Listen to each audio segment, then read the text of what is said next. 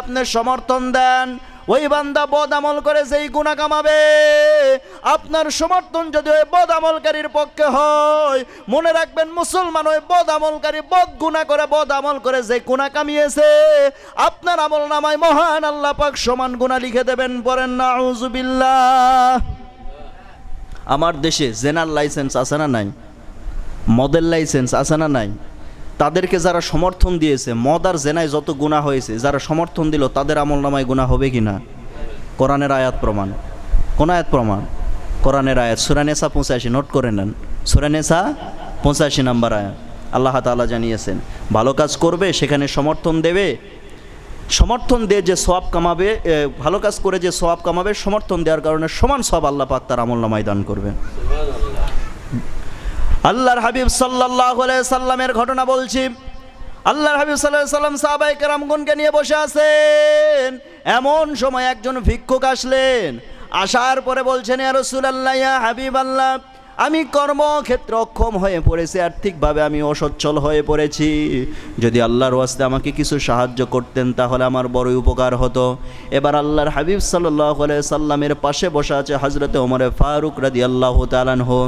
আল্লাহর নবী এবার ওমরে ফারুককে জিজ্ঞেস করছেন, ওমর, আমি কি তাকে দান করব নাকি?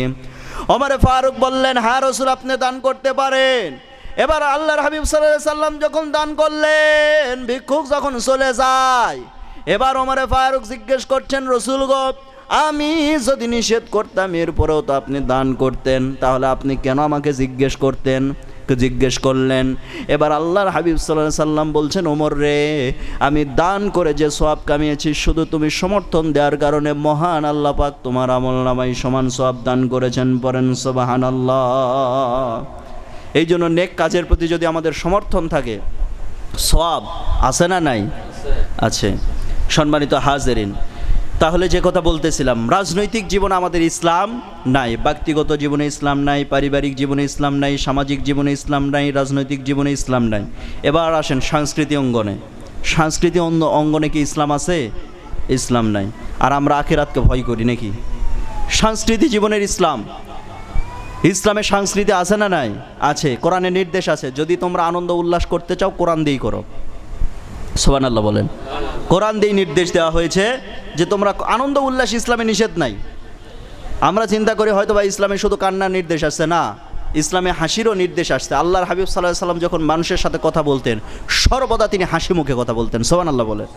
আমাদের সমাজে কিছু লোক আছে, ব্যাঙের পেঁচার মতো লোক, মানে ওই যে পেঁচা পাখির মতো, হুদুম পাখি না কি বলে, ওই পাখির মতো সবসময় মুখ ফুলায় রাখে, আছে না নাই?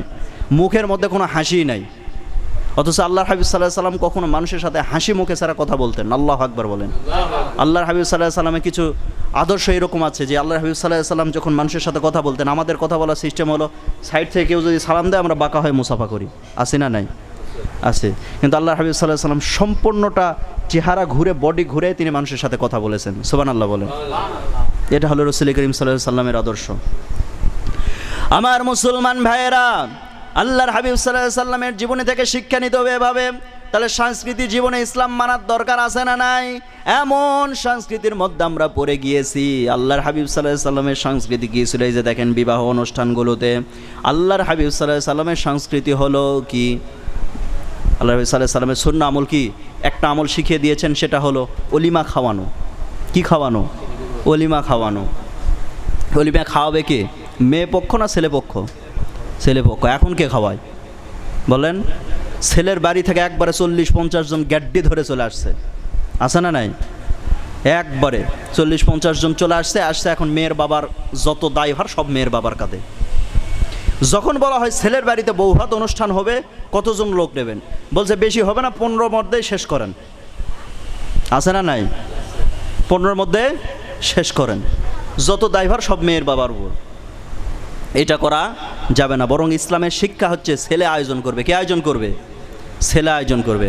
আল্লাহর হাবিব সাল্লাল্লাহু আলাইহি সাল্লাম যখন মা হাফসা রাদিয়াল্লাহু তাআলা আনহাকে যখন বিবাহ করলেন, মা হাফসা না, মা সাফিয়া রাদিয়াল্লাহু তাআলা আনহাকে যখন বিবাহ করলেন, মা সাফিয়া রাদিয়াল্লাহু তাআলা আনহাকে যখন বিবাহ করলেন, যুদ্ধের ময়দান থেকে গ্রেপ্তার করে তা ওনাকে বিবাহ করা হয়েছিল।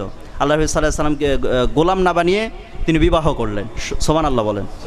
ইহুদি কন্যা হযরতে সাফিয়া রাদিয়াল্লাহু তাআলা আনহা, তাকে বিবাহ করার পরে গোলাম না বানিয়ে ইসলাম প্রতিষ্ঠার স্বার্থে, ইসলাম প্রচারের স্বার্থে, কারণ জামাই যখন হবে তার প্রতি আলাদা একটা মহব্বত আছে না নাই? আছে। তো সেই হিসাবে সাফিয়া রাদিয়াল্লাহু তাআলা আনহাকে বিবাহ করলেন। বিবাহ করার পরে পরের দিন সকালবেলা সাহাবায়ে কেরামগণ সবগুলো দরজার সামনে হাজির। তখন রাসূল করিম সাল্লাল্লাহু আলাইহি ওয়াসাল্লাম বলছেন, কী ব্যাপার সবগুলো একসঙ্গে? বলছে, হুজুর বিবাহ করলেন ওলিমা খাওয়াবেন না? বিবাহ করলেন ওলিমা খাওয়াবেন না? এবার আল্লাহর হাবিব সাল্লাল্লাহু আলাইহি ওয়াসাল্লাম বলছেন, তোমরা খেতে চাইলে অবশ্যই খাওয়াবো, তবে আমার কাছে তো এখন কিছু নাই। বলছে, রসুল গো তাহলে কি করা যায়?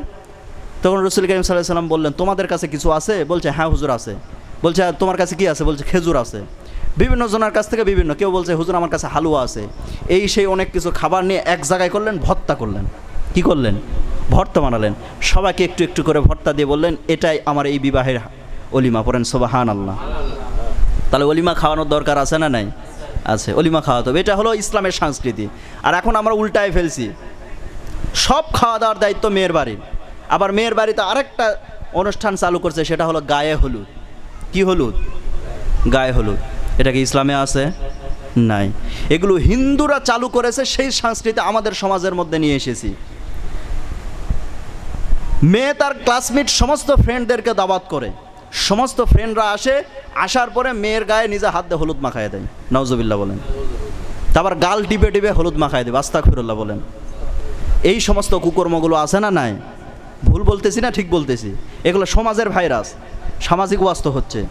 তাহলে সমাজের মধ্যে এই সাংস্কৃতিক অঙ্গনটা এইভাবে আস্তে আস্তে নষ্ট হয়ে যেতেছে। নাম দিয়েছে সাংস্কৃতিক অনুষ্ঠান, যত অপসংস্কৃতি আছে সব চালু করে দিয়েছে। আমার মুসলমান ভাইয়েরা, অনেকে আবার বলবে এগুলো 1000 বছরের ঐতিহ্য বাংলার। আমি বলি, বাংলা তো স্বাধীন হলো 71 সালে, তা 1000 বছর হলো কি করে? বাংলা তো স্বাধীন হলো 71 সালে, 1000 বছরের ঐতিহ্য হলো কি করে? এটা বাংলাদেশের সংস্কৃতি নয়, এটা হলো কিসের? এটা হলো হিন্দুদের সংস্কৃতি। কার সংস্কৃতি? হিন্দুদের সংস্কৃতি। হিন্দুদের সংস্কৃতি হিন্দুরা লালন করুক, তাদের সংস্কৃতি আমাদের মধ্যে আসবে কেন? তাদের সংস্কৃতি আমাদের মধ্যে আসবে কেন? তাদের সংস্কৃতি আমাদের লালন করার কোনো সুযোগ নেই। আমাদের প্রত্যেকটা সংস্কৃতি সব কিছু ইসলাম শিখিয়ে দিয়েছে। কিভাবে বিবাহ করতে হবে, কিভাবে বিবাহের অনুষ্ঠানের আয়োজন করতে হবে, সব ইসলাম শিখিয়ে দিয়েছে। আর হিন্দুদের সংস্কৃতি নিয়ে আমরা বসে আছি। আমার মুসলমান ভাইয়েরা, এই সমস্ত অপসংস্কৃতি থেকে ফিরে আসতে হবে। আল্লাহর হাবিব সাল্লাল্লাহু আলাইহি সাল্লাম যেভাবে বিবাহের সিদ্ধান্ত দিয়েছেন সেভাবে বিবাহ করতে হবে। হযরতে আলী রাদিয়াল্লাহু তাআলা আনহুর সঙ্গে যখন ফাতিমা রাদিয়াল্লাহু তাআলা আনহার বিবাহ দেবেন, এমন সময় আলীকে জিজ্ঞেস করলেন, আলী মহারানা কি আনছো, বিবাহ যে করবা? আলী রাদিয়াল্লাহু তাআলা আনহু বলছেন, রাসূল গো, আপনার বাড়িতে এসে খাবার দিলে আমি খাবার পাই, আর আমি পাবো মহারানার টাকা। আপনার কাছে এসে আপনি যখন খাবার দেন তখন আমি খাবারটা খাই। আল্লাহর হাবিব সাল্লাল্লাহু আলাইহি সাল্লাম বললেন, তোমার না ঢাল তলোয়ার আছে? বলছে, হ্যাঁ হুজুর আছে। বলছে, তুমি তোমার ঢালটা বিক্রি করে দাও, তলোয়ার দেও শুধু যুদ্ধ করা যায় ঢাল ছাড়া। অতএব তুমি তোমার ঢালটা বিক্রি করে দাও, ঢাল বিক্রি করে যেই টাকা হবে সেটা তুমি আমার মেয়ের বিবাহের জন্য মহারানা হিসেবে দেবে। পড়েন সুবহানাল্লাহ। ঢাল বিক্রি করতে গেলেন। এবার হযরতে আলী রাদিয়াল্লাহু তাআলা আনহু, নবীজি বলেছেন আর কিছু উপায় আছে? নবীজি বলেছেন। এবার তিনি ঢাল বিক্রি করার জন্য চলে গেলেন। তো চলে গেলেন এমন লোকের কাছে, তিনি হচ্ছেন হযরতে উসমান রাদিয়াল্লাহু তাআলা আনহু। তার কাছে উসমান রাদিয়াল্লাহু তাআলা আনহু, তার কাছে গিয়ে বলছেন যে, ভাইজান আমি আমার ঢালটা বিক্রি করবো। উসমান রাদিয়াল্লাহু তাআলা আনহু চমকে গেলেন, হায় হায়, ঢাল বিক্রি করবে কেন?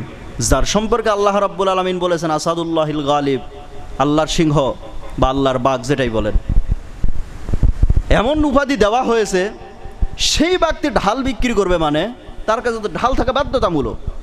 এবার উসমান রাদিয়াল্লাহু তাআলা আনহু বলছেন, কেন তুমি ঢাল বিক্রি করবা?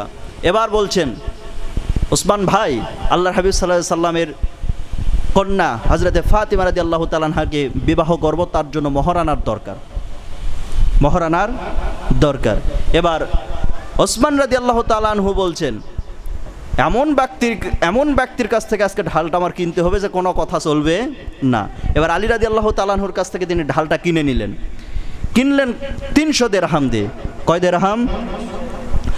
হযরত উসমান রাদিয়াল্লাহু তাআলা আনহু 300 দিরহাম দিয়ে যখন ঢালটা কিনলেন, এবার হযরত আলী রাদিয়াল্লাহু তাআলা আনহু ঢাল বিক্রি করে 300 দিরহাম নিয়ে যখন চলে যাচ্ছেন, এমন সময় হযরত উসমান রাদিয়াল্লাহু তাআলা আনহু বলছেন, ওরে আলী, তুমি এবার ঢালটা নিয়ে যাও।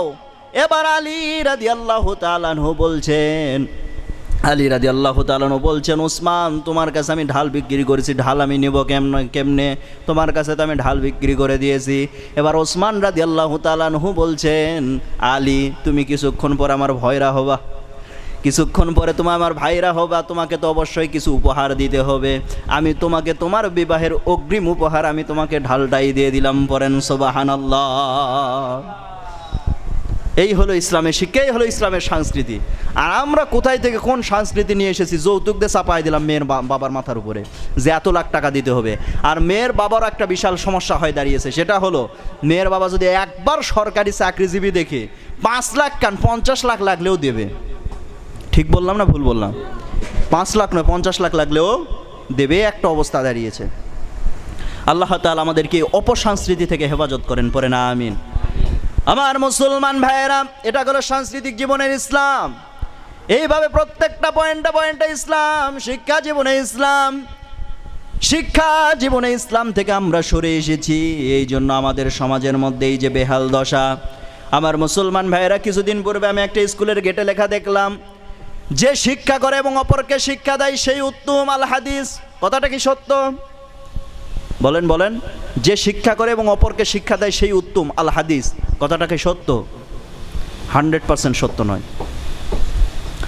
আল্লাহর হাবিব সাল্লাল্লাহু আলাইহি সাল্লাম জানিয়েছেন, খায়রুকুম মান তাআল্লামাল কুরআন ওয়া আল্লামা। উত্তম হচ্ছে সেই ব্যক্তি যে নিজে কোরআন শিক্ষা করে এবং অপরকে কোরআন শিক্ষা দেয়। সব শিক্ষাই উত্তম নয়। আমরা সিলেবাসে একটা জিনিস পড়েছি যে শিক্ষাই জাতির মেরুদণ্ড, কিন্তু কোনটা জাতির মেরুদণ্ড?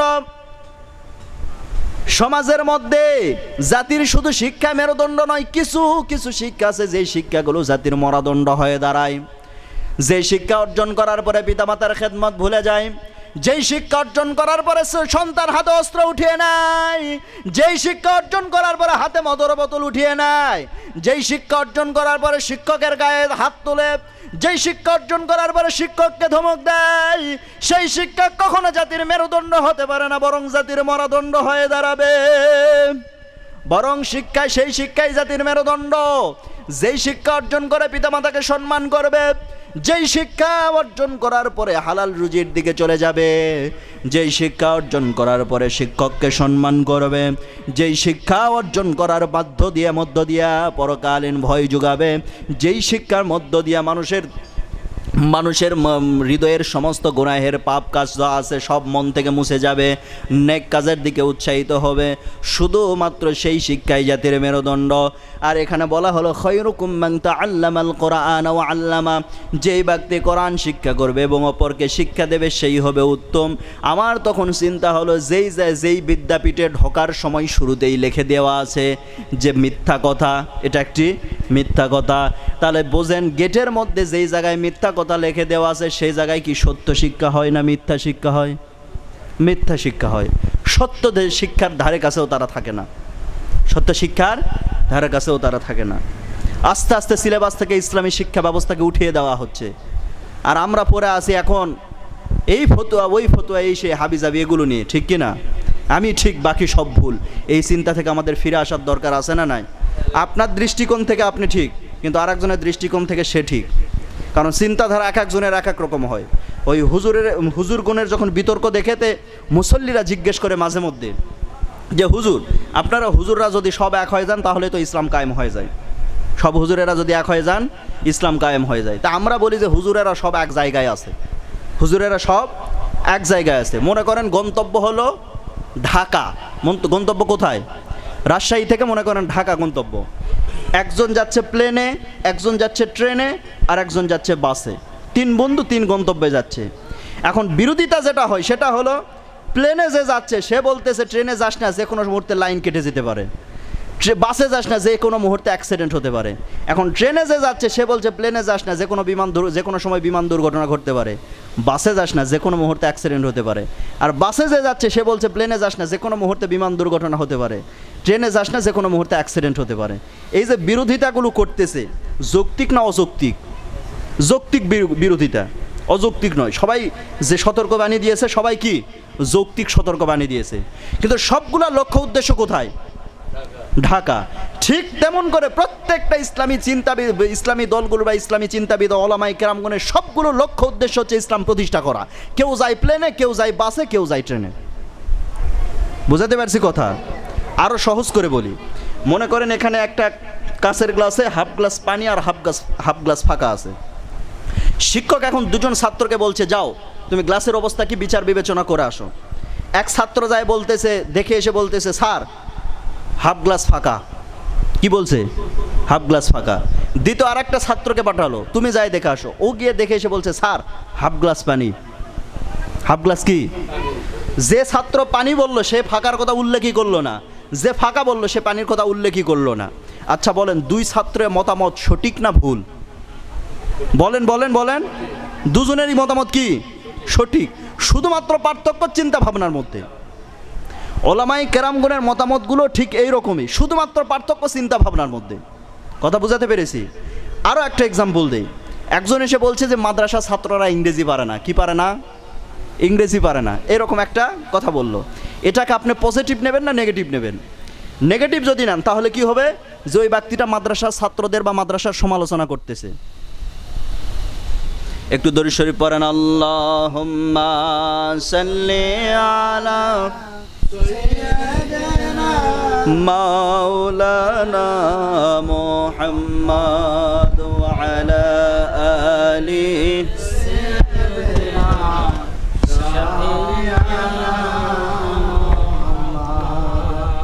আল্লাহুম্মা সাল্লি আলা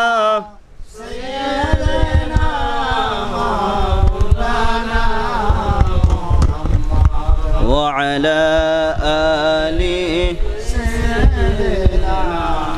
মাওলানা মুহাম্মদ। সম্মানিত হাজিরিন, যে কথা বলতেছিলাম,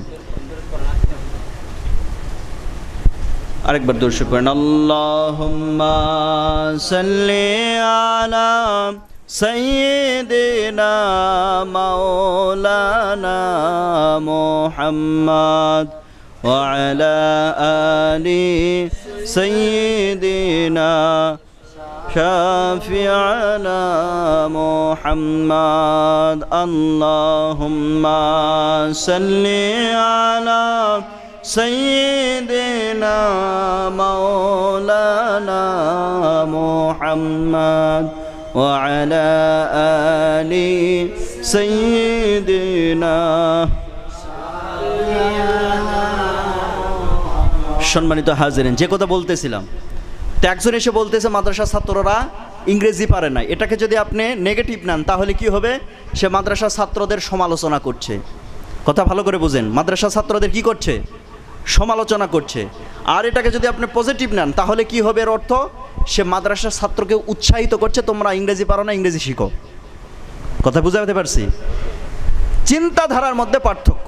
তাছাড়া ওই একই কথায়, কোরআন এক, হাদিস এক, রসুল এক, আল্লাহ এক, সব এক। পার্থক্য শুধুমাত্র চিন্তাধারার মধ্যে। আল্লাহ তাআলা আমাদেরকে বোঝার তৌফিক দান করুন। সকলে পড়ছি আমিন। আমার মুসলমান ভাইয়েরা, যে কথা বলতেছিলাম, আখিরাত দিবসের প্রতি বিশ্বাস স্থাপন করতে চাইলে প্রত্যেকটা জীবনে ইসলাম পরিপূর্ণভাবে মেনে চলার দরকার আছে না নাই? আমার মুসলমান ভাইয়ের, আখিরাত দিবসের উপর আর লম্বা আলোচনা করব না, শুধুমাত্র জান্নাত এবং জাহান্নামের ছোট্ট দুইটা কথা বলে সমাপ্ত করে দেব আখিরাত দিবসের কথা। আখিরাত দিবসের প্রতি যদি বিশ্বাস না করি মুসলমান, জাহান্নামে যাওয়া লাগবে। আর জাহান্নামে থাকবে 4 প্রকার পানি, জান্নাতেও থাকবে 4টা পানি। কয়টা পানি? 4টা পানীয়র ব্যবস্থা থাকবে জান্নাতে। যে 4টা পানির ব্যবস্থা থাকবে, এক নম্বরে দুধের নদী থাকবে, 2 নম্বরে মধুর নদী থাকবে, 3 নম্বরে পানির নদী থাকবে, আর 4 নম্বরে শরাবের নদী। কিসের নদী?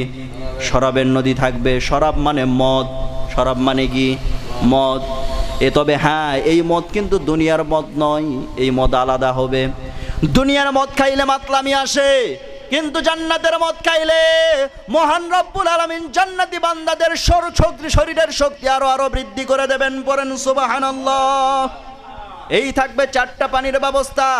তবে হ্যাঁ 4 নম্বরে যে মদের ব্যবস্থা থাকবে, এই মদটা কিন্তু আমি আমার ভাষায় বলি, আমি আমার ব্যক্তিগত ভাষায় বলি, যেহেতু এটার মধ্যে মাতলামি থাকবে না, এটাকে আমি আমার ভাষায় বলি, এটা এক প্রকারে বলা যেতে পারে শরবত জাতীয় জিনিস, সুস্বাদু একটা পানীয়র ব্যবস্থা থাকবে, এ জাতীয় কিছু একটা। এটা আমার ব্যক্তিগত মতামত, এটা কোরআনও না হাদিসও না, এ জাতীয় চিন্তাধারা থেকে আমি বলছি যে এরকম একটা কিছু হতে পারে। আল্লাহ পাকি ভালো জানেন কি দান করবেন। তাহলে জান্নাতে থাকবে এই 4টা পানি, আবার জাহান্নামে থাকবে 4টা পানি। কয়টা পানি? 4টা। জাহান্নামীরা যখন জাহান্নামে আগুনের দগ্ধীভূত হতে হতে ক্লান্ত হয়ে যাবে, তৃষ্ণার্ত হয়ে পড়বে, তখন তারা আল্লাহ রাব্বুল আলামিনের কাছে পানি চাইবে, আল্লাহকে তুমি আমাদেরকে পানি দান করো। এবার মহান রাব্বুল আলামিন 4টা পানি দান করবেন। কয়টা পানি? 4টা। 1 নম্বর যেই পানি দান করবেন সেটা হলো হামিম তথা ফুটন্ত পানি। ফুটন্ত পানি, এতটাই ফুটন্ত পানি হবে, এই পানি যখন বান্দা তৃষ্ণার্ত অবস্থায় তাড়াহুড়ো করে পান করতে চাইবে, এই পানি পেটে যাওয়া তো দূরের কথা, এই পানি মুখে দেওয়ার পরে জিহ্বা পুড়ে যাবে, জিহ্বা গলে যাবে, গলা ছিঁড়ে ছিঁড়ে এই দিক দিয়ে বের হতে থাকবে। পরেন নাউজুবিল্লাহ। কথাগুলো একটু মনোযোগ দিয়ে শোনেন, খুব গুরুত্বপূর্ণ কথা বলতেছি। এমন পানি পান করবে গলা ছিঁড়ে ছিঁড়ে, পেটের নাড়ি ভুড়ি ছিঁড়ে ছিঁড়ে বের হয়ে যাবে, এতটাই ফুটন্ত থাকবে। কিন্তু বান্দা তৃষ্ণার্ত অবস্থায় পান করার কারণে কখন যে ওই গরম পানি পান করে ফেলবে বান্দা টেরও পাবে না। পড়েন নাউজুবিল্লাহ। আমার মুসলমান ভাইয়েরা, 1 নম্বরে হামিম থাকবে, 2 নম্বরে থাকবে গসাক তথা বমি। গসাক মানে কি? বমি। বমি যদি আপনার সামনে কেউ খাইতে দেয়, আপনি কি খেতে পারবেন নাকি? 3 নম্বরে থাকবে গিসলিন তথা পচা রক্তপুষ। কি রক্তপুষ? পচা রক্তপুষ, শুধুমাত্র টাটকা রক্তপুষ না, আবার পচা রক্তপুষ, দুর্গন্ধযুক্ত রক্তপুষ। খাইতে পারবেন? কথা বলছেন না, খাইতে পারবেন? যখন গরু জবাহ করা হয় যে রক্তটা বের হয়, ওটা তো টাটকা রক্ত, ওই রক্ত কেউ যদি খাইতে দেয় খেতে পারবেন? তবে কিছু উশৃঙ্খল মানুষ খেতে পারে, এটা আল্লাহ বাকি ভালো জানেন তাদের কেমন রুচি এটা। তবে হ্যাঁ, এটা কিন্তু হারাম, এটা কিন্তু জায়েজ নাই, রক্ত খাওয়া কিন্তু জায়েজ নাই। তো এই রক্ত যখন পচে যাবে, টাটকা রক্ত তো আলাদা, পচে যখন দুর্গন্ধ হয়ে যাবে, পচা রক্তপুষ, এগুলো রব্বুল আলামিন জাহান্নামীদেরকে পান করার জন্য দেবেন। পরে নাউজুবিল্লাহ। কি কষ্টের মধ্যে তারা থাকবেন, তারা ওই অবস্থায় ওই পানিগুলোই পান করবেন, ওই অবস্থায় ওই পানীয়গুলোই পান করবেন। আমার মুসলমান ভাইয়েরা, তাহলে 3 নম্বর গেল পচা রক্তপুষ, গিসলিন। 4 নম্বরে যেটা দেয়া হবে সেটা হলো মহল তথা পোড়া তেল। আর এই পোড়া তেল যে দেয়া হবে, এই পোড়া